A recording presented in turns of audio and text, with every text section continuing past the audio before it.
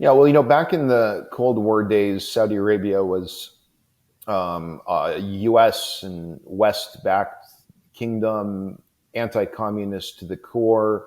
That is completely different from the Saudi Arabia that we see today. The Saudis will work with any country in the world that can help the Saudis with Vision 2030. And the Saudis are, like other Arab states, they've taken stock of the extent to which, as I said on your previous show, the world's center of geoeconomic gravity has shifted from the West toward China and the rest of Asia.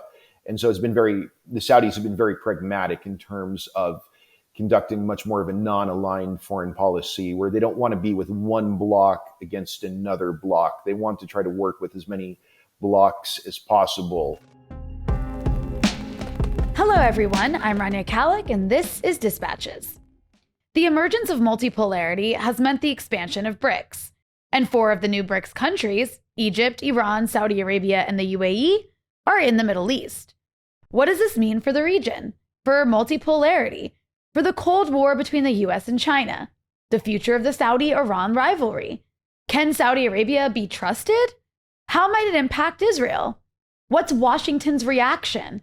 And what does it mean for the future of US policy in the Middle East? To discuss this and other regional developments, I'm joined by Giorgio Cafiero, the CEO of Gulf State Analytics, a Washington, D.C. based geopolitical risk consultancy. But before we jump into it, this is just the first half of this episode. The second half is available for Breakthrough News members only. You can become a member at patreon.com/breakthrough news. And as always, be sure to hit the subscribe button and the bell so you get a notification whenever we post new content. And if you appreciate this show, you can also donate below on YouTube. Giorgio, welcome back to the show. Good to be with you. It's great to have you back on, and it's good timing since we had our last episode where we went pretty into depth about the various regional shifts when it comes to particularly the Gulf region across the Middle East. We talked a lot in that episode, which I'll link to in the description for those who missed it. We talked a lot in that episode about multipolarity. That was like an issue that kept coming up, and we mostly focused on the various Gulf countries and their relationships with China and Russia versus the US. And of course, since that episode, there's been a pretty dramatic development, I think, which is that BRICS has expanded. We've got 6 new countries are now going to be a part of BRICS beginning in January of 2024.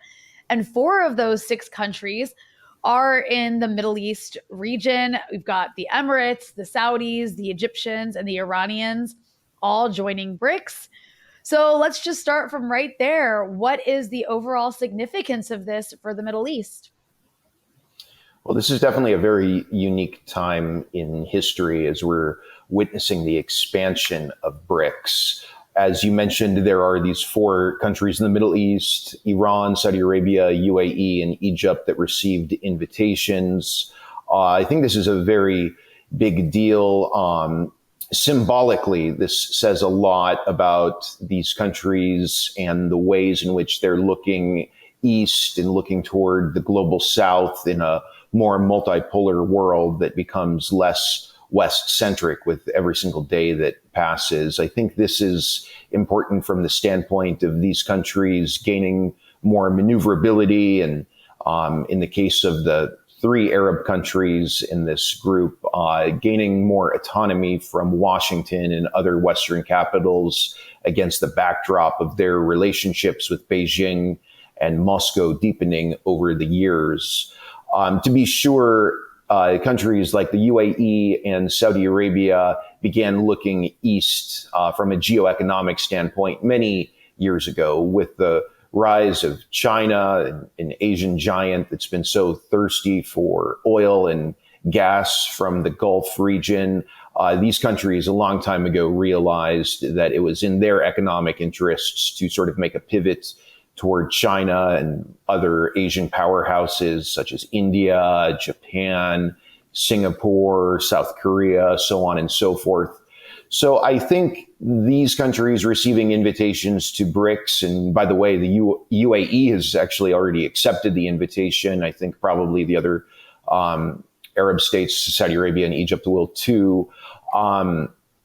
this, I don't think, is going to necessarily lead to a fundamental transformation of their relationships with the BRICS countries. I think it sort of just will kind of constitute an acceleration of a trend that was already in motion beginning years ago. I think it's very logical for Saudi Arabia and the UAE, for example, to want to join this bloc. To put things into perspective with some numbers, among the 5 existing BRICS members, obviously being Brazil, Russia, India, China, South Africa, there are 3.2 billion people in these 5 countries, making up 40% of the global population. None of these countries currently exist in the G7, yet this constitutes 1/3 of global GDP, roughly. And the following statistic, I think, is really important to note. In the year 2020, the G7 and the 5 BRICS countries collectively, each G7 and the BRICS both made up 30% of the share of global GDP. Today, in 2023, that figure for the G7 has gone down to 29%, and for the BRICS bloc, it went up to 33%. So we see that in terms of the share of global GDP, the BRICS is increasing in importance and G7 is decreasing. It's totally rational for countries like Saudi Arabia and the UAE to make adjustments in a world that's becoming much more multipolar. These are countries that want to have increasingly non-aligned foreign policies. They're not trying to burn bridges with the West, but they see all the technological innovation in Asia. They see expanding markets in Asia, and they're very determined to capitalize on new opportunities in Asia and also throughout the global South. And I think it's within this context that we need to understand Saudi Arabia and the UAE's decision to enter the bloc. For Iran, the picture is a little bit different. Unlike Saudi Arabia and the UAE, Iran has obviously maintained a hostile relationship with the US and the West for decades. The government of Iran has long been determined to challenge US dominance in the world and challenge US hegemony. And especially with the current leadership in Iran, with President Ibrahim Raisi at the helm, Iran is increasingly determined to work with China and Russia to restructure the global order in a way that makes the United States a much less powerful country. And for Iran, the entry into BRICS is important to the government's efforts to counter all the Western pressure, the US sanctions, and so forth. The extent to which Iran joining BRICS can achieve that objective, I think, remains to be seen. Even with Iran in BRICS, the US economic sanctions are still going to impose a tremendous amount of pain and continue to cripple the Iranian economy. But again, I think the thinking in Tehran is that taking this step will give Iran a bit more breathing room. Those are all really, really important points. And since you mentioned both Iran and Saudi Arabia here, I'm curious, do you think that these two countries being in an economic bloc led by China and Russia could perhaps lead to even more of a reduction in tensions and maybe even act as a kind of like mediating force against future conflicts? It's a very good question. Before answering that, I think it's also important to point out that we should not only look at BRICS, but also the Shanghai Cooperation Organization, or SCO. Recently, Iran became a full member of this institution, and Saudi Arabia, along with some other Arab states, have a dialogue partner status in the SCO. So it's a good question, both within the context of Iran and Saudi Arabia integrating into BRICS as well as the SCO. What can these blocs, these organizations do to sort of facilitate a better relationship between Iran and Saudi Arabia. I think it certainly could not hurt. I'm not sure necessarily the extent to which membership or movement toward membership in both of these blocs will impact the relationship between Iran and Saudi Arabia.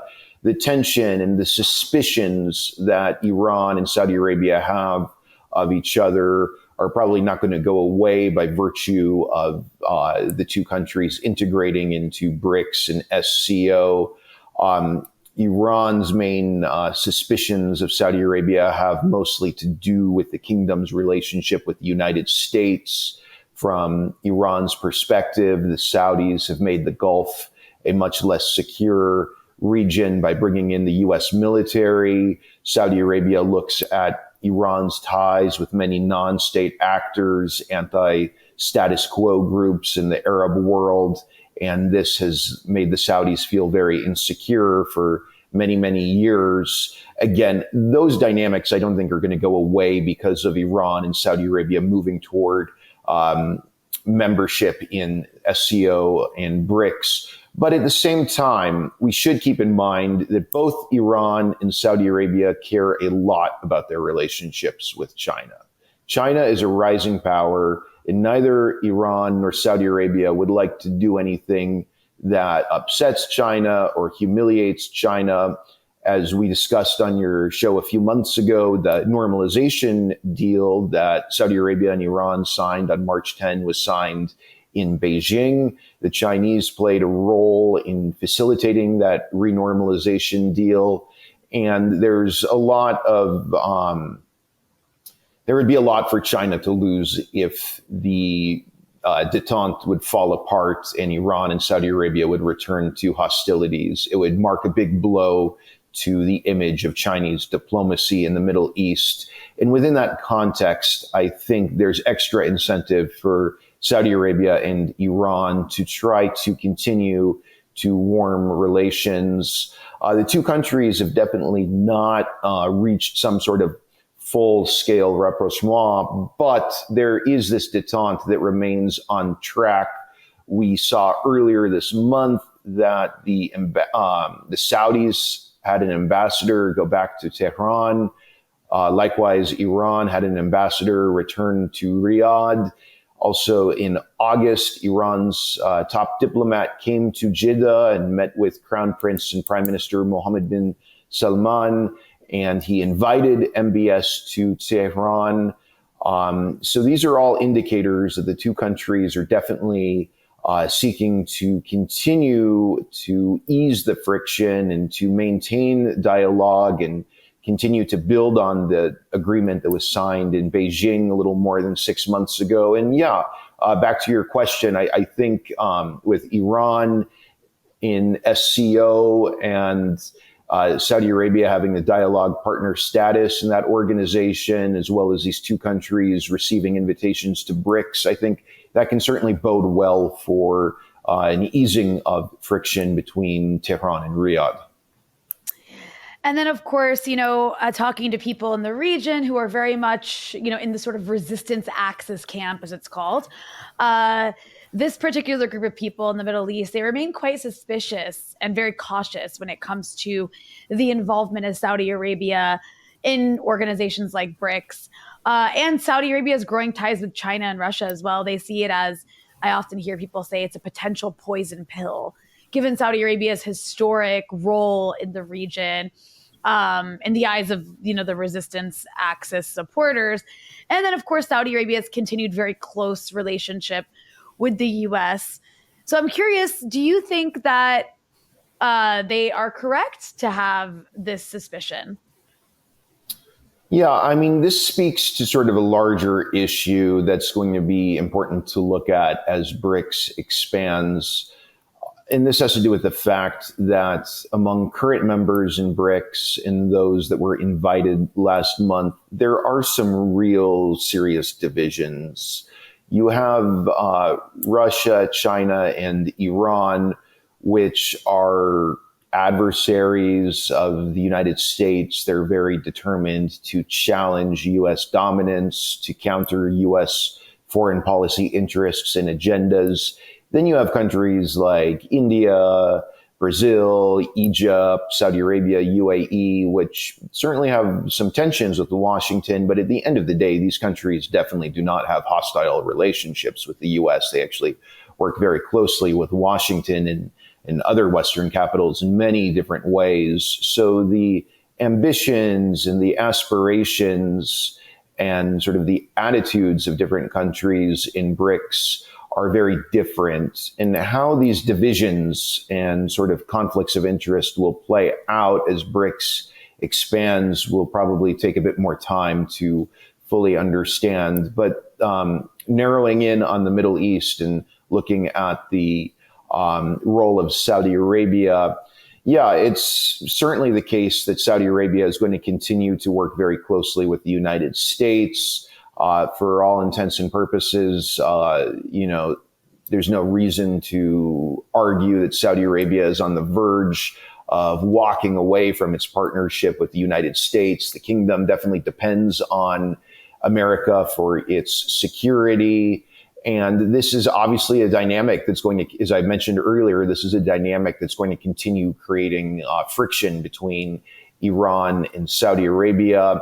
These two countries are going to look at the Middle East very, very differently, and also different non-state actors in the region that are close to Iran are going to continue to view Saudi Arabia as a sort of a counter-revolutionary, a reactionary player in the region.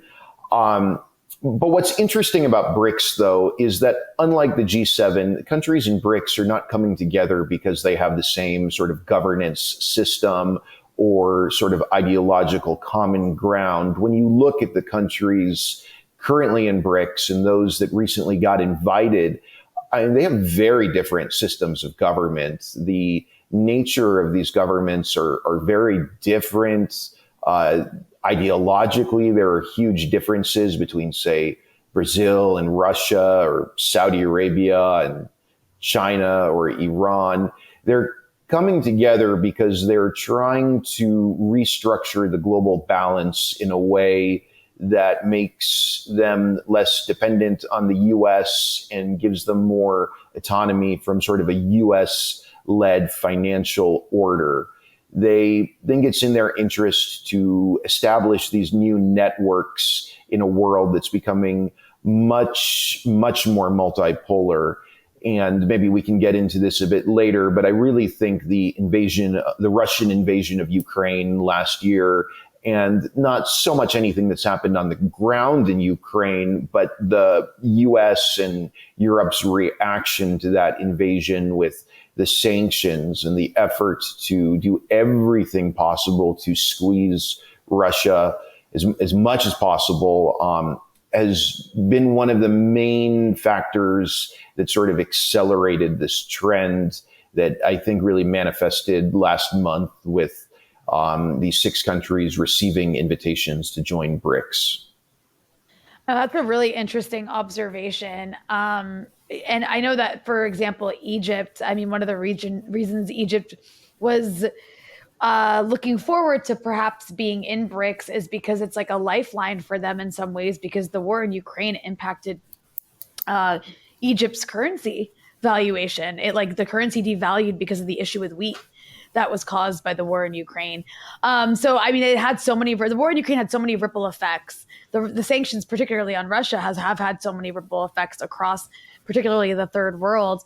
And I think that's part of why you do see countries turning increasingly towards anything that can help them. And in this case, it's the fact that you have this rising power called China, which raises the issue of, Giorgio, what does this all say about this expansion of BRICS, particularly into the Middle East, with at least 2 GCC states involved?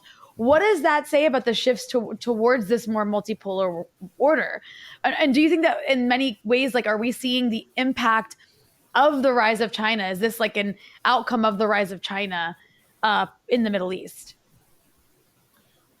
Yeah, for many years, countries in the GCC and elsewhere in the Arab region have been increasingly questioning the wisdom of being so dependent on the United States. I My personal opinion, I think this really brings us back to the 1990s when the so-called peace process between the Israelis and Palestinians was going on. Obviously, you and I know that when we say peace process, we have to really put that in quotes. But nonetheless, Arab states saw that the U.S. completely failed to resolve the Israeli-Palestinian conflict during the Clinton years. Then when George W. Bush was president, there was the invasion of Iraq that did so much to destabilize the Middle East.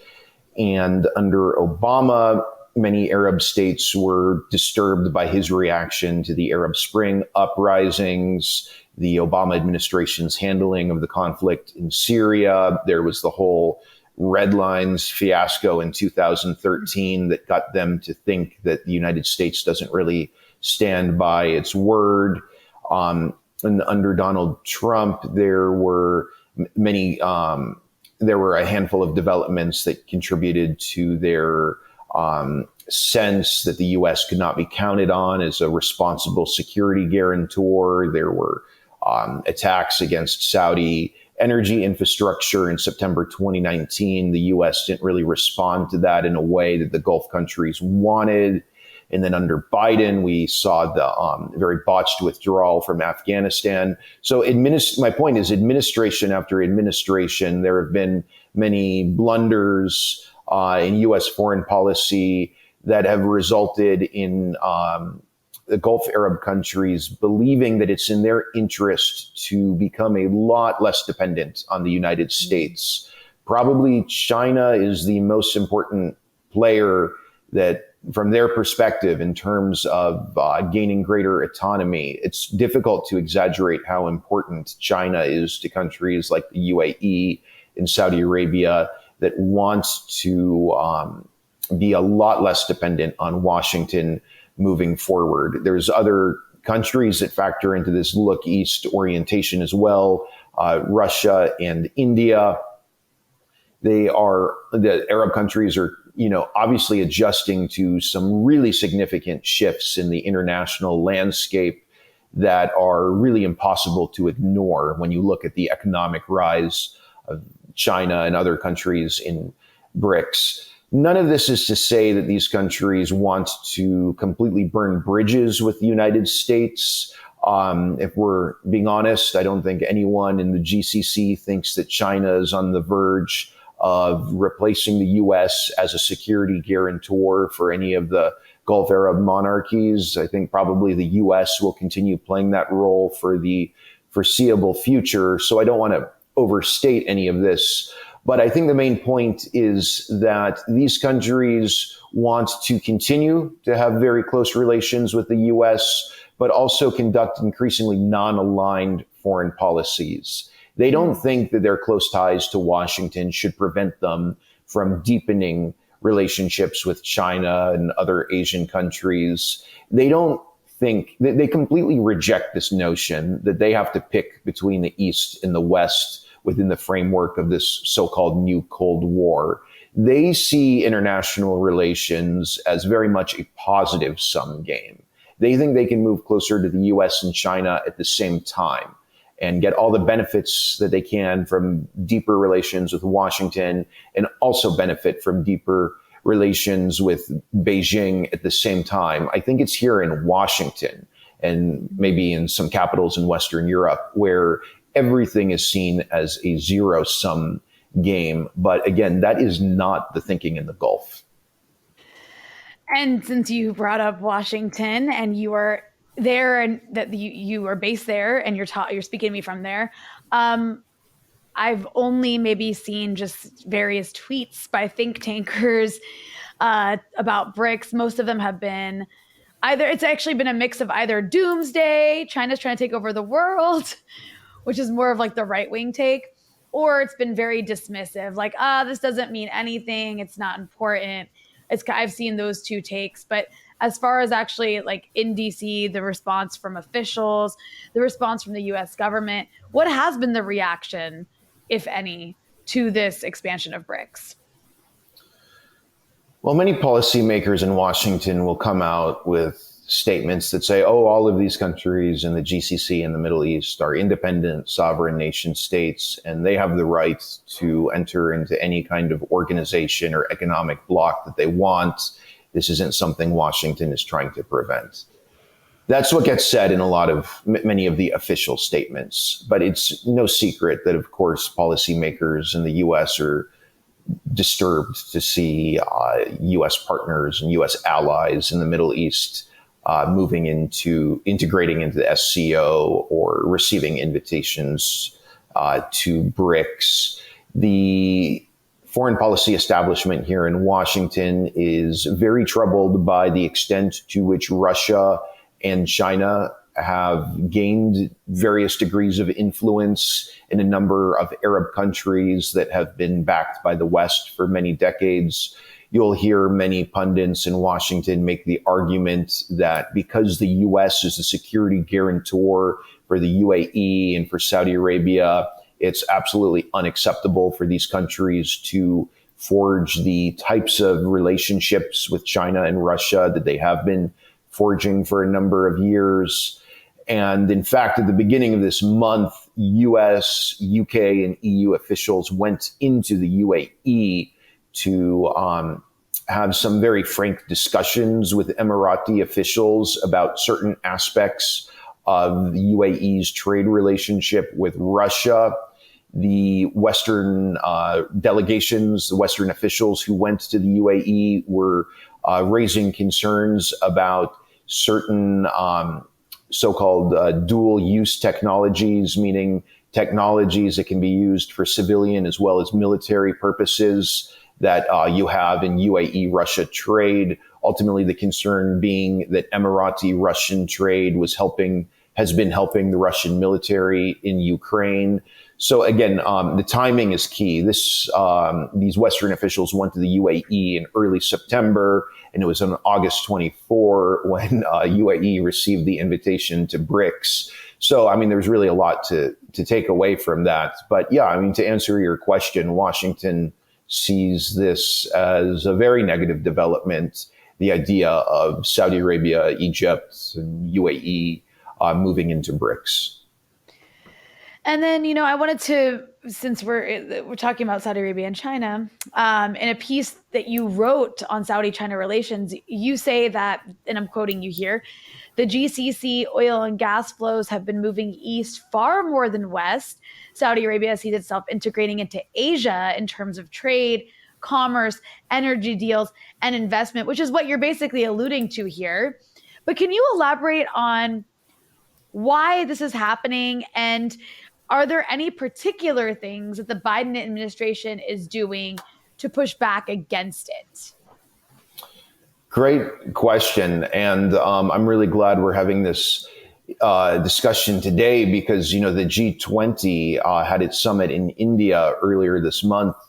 It wrapped up very recently. And one of the important developments that came out of the G20 summit was the unveiling of a sort of a project linking India to the Middle East and Europe. This is an initiative that consists of India, UAE, Saudi Arabia, Jordan, Israel, and the handful of European countries.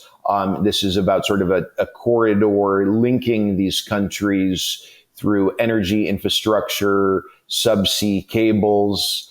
And I think the objective on the part of Washington here is to challenge China's Belt and Road Initiative and to try to sort of increase the importance of the U.S. and to increase the U.S. role in the development of the Middle East and to try to work with India, these Middle Eastern countries, and European allies to sort of push back against China's geoeconomic ascendancy in the Middle East. And I think, again, bringing us back to a point I was making a few minutes ago, I think probably from Saudi Arabia and the UAE's perspective, this is not so much about them working with Washington to counter China, but about them trying to simultaneously expand networks with Eastern countries as well as Western countries all at the same time, and to try to play more and more of a centralized role in an increasingly multipolar world. And it's very complicated what's going on, but I think clearly the Gulf Arab states want to sort of capitalize on everything that China has to offer with the Belt and Road Initiative, while also being very receptive to projects that are being unveiled by the Western countries as well as India too. But to go back to your question a little bit about the Saudi view that its future is really going to be based on its economic and commercial integration into Asia. I mean, and also the fact that its oil exports have been moving east and not west. I mean, this is something that really started quite a while ago. I mean, if we were having this conversation in the 2000s, we'd be saying the same thing.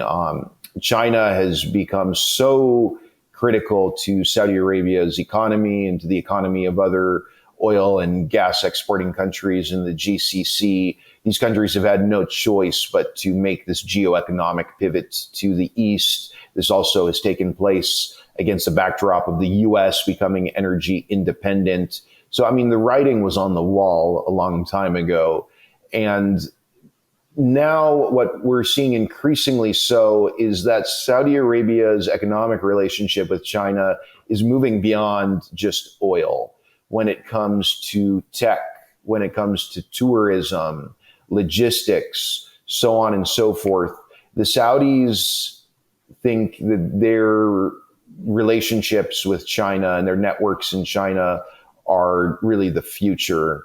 And as Saudi Arabia is moving ahead with Vision 2030, which is the kingdom's sort of grandiose economic diversification agenda, China has such an important role to play.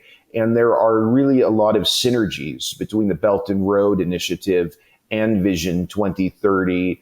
Right now, with every day that passes, the Saudis and the Chinese are seeing this bilateral relationship between Riyadh and Beijing is increasingly important to both countries. Well, in another sense, I'm curious if there's a connection between all of these shifts that you just discussed, or the balancing act, I suppose, that Saudi Arabia and other states close to the U.S. are trying to play, and the Biden administration's attempts to force or push forward this Saudi-Israel normalization deal.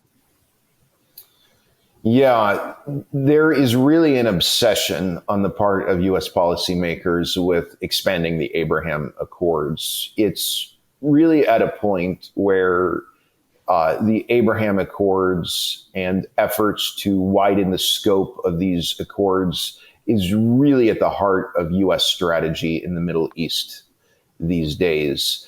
The Biden team has put so much diplomatic energy into trying to bring Saudi Arabia into a normalization agreement with Israel. It hasn't worked, and I'll eat my words if I'm wrong, but I really don't think that by the time Biden leaves the White House, you're going to have Saudi Arabia in a normalization agreement with Israel. I think these efforts will prove futile.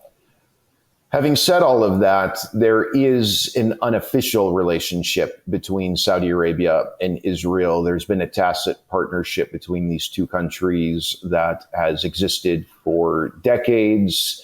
And I think, although, as I said, I don't believe that you're going to see Saudi Arabia formalize diplomatic relations with Israel, I think you're going to see Saudi Arabia and Israel taking many steps toward sort of a de facto normalization.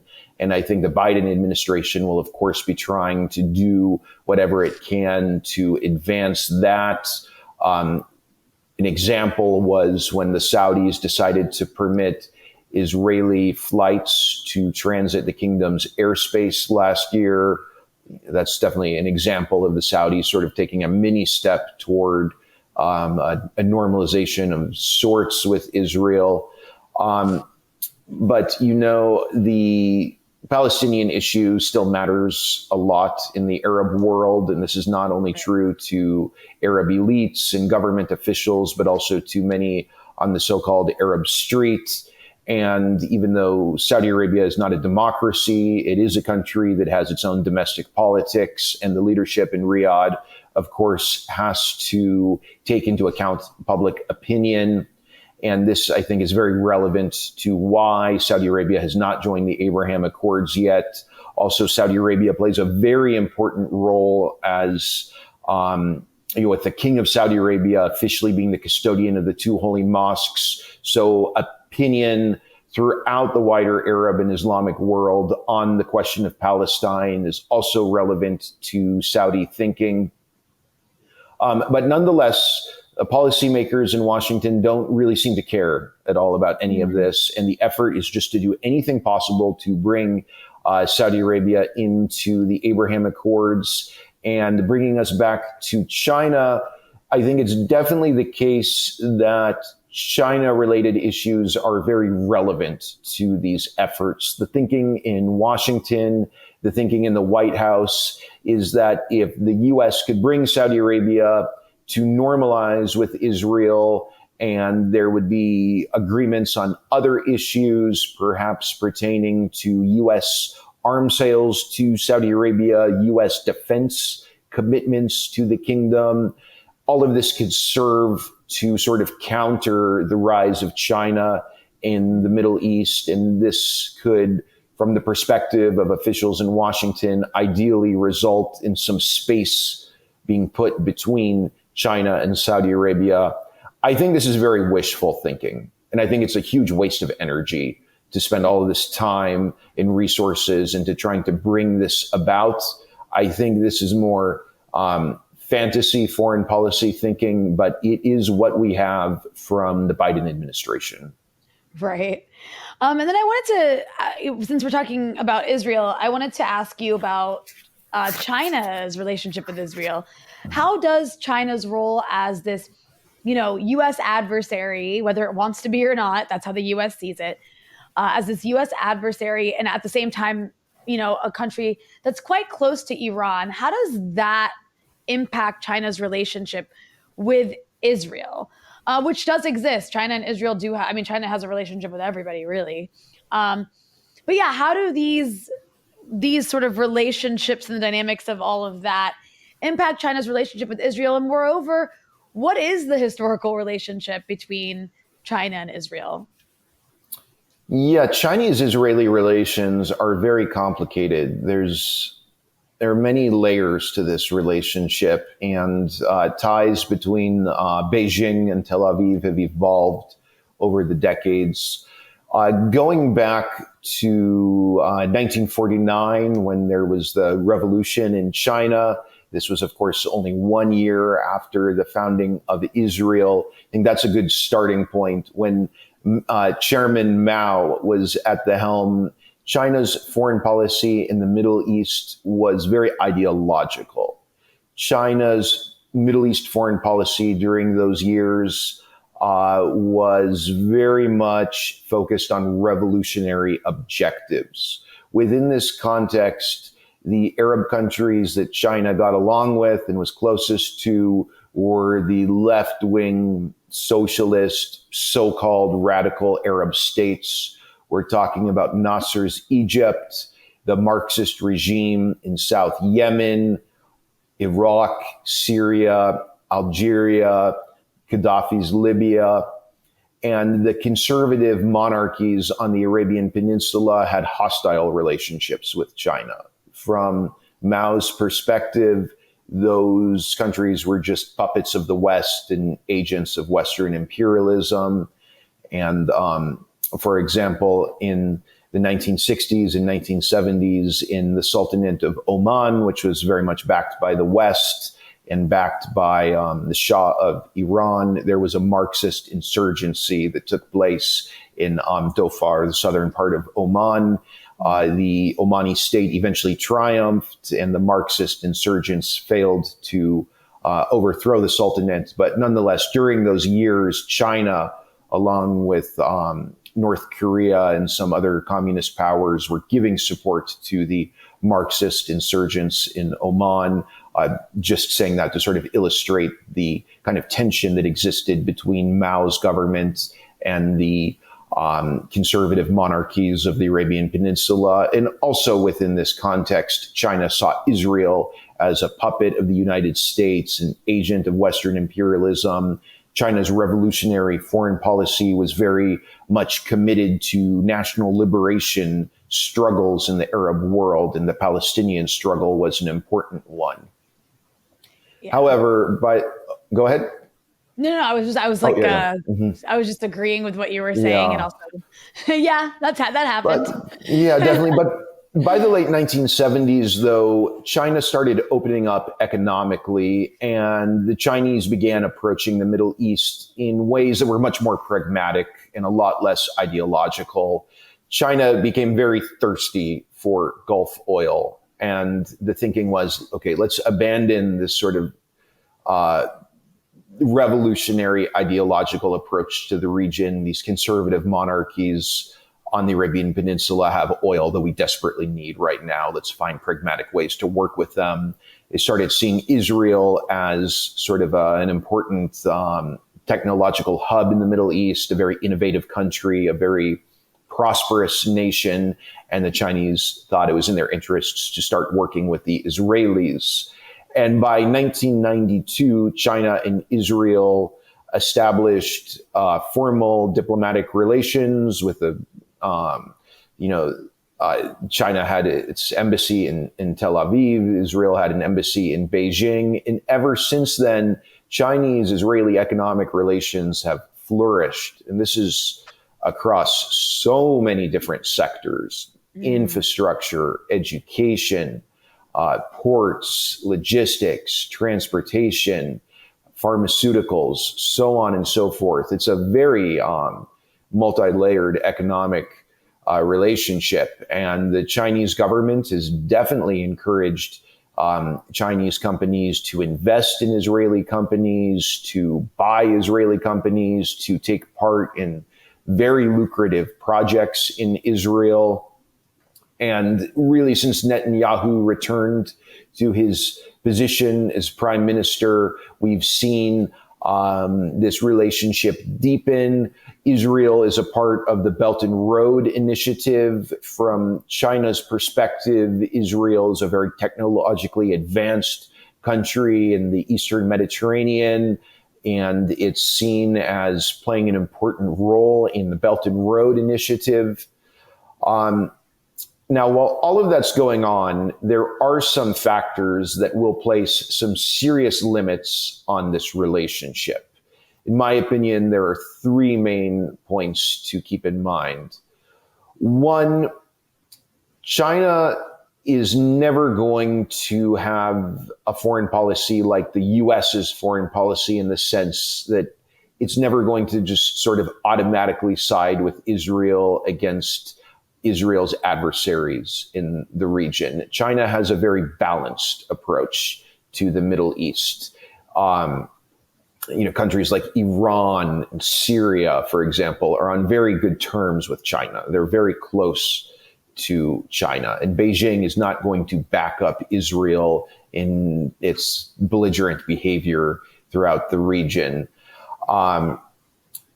Secondly, there is a lot of U.S. pressure on Israel to sort of cool its ties with China. The U.S. Has been very concerned, actually, about the extent to which Israel has moved close to China, and the presence of Chinese companies in Israel is something that Washington is very concerned about. There are concerns that the Chinese could engage in espionage against the U.S. Navy from Israel. And the U.S. has told Israel that it's very serious about these concerns. And at the same time, Israel has its own concerns about its relationship with China. The Israelis have been worried that technology transfers to China could undermine Israel's national security. bringing us back to these dual use technologies that have military dimensions to them. The fear is that through China's relationship with Iran, some of Israel's military technology could possibly end up in the hands of the Iranians.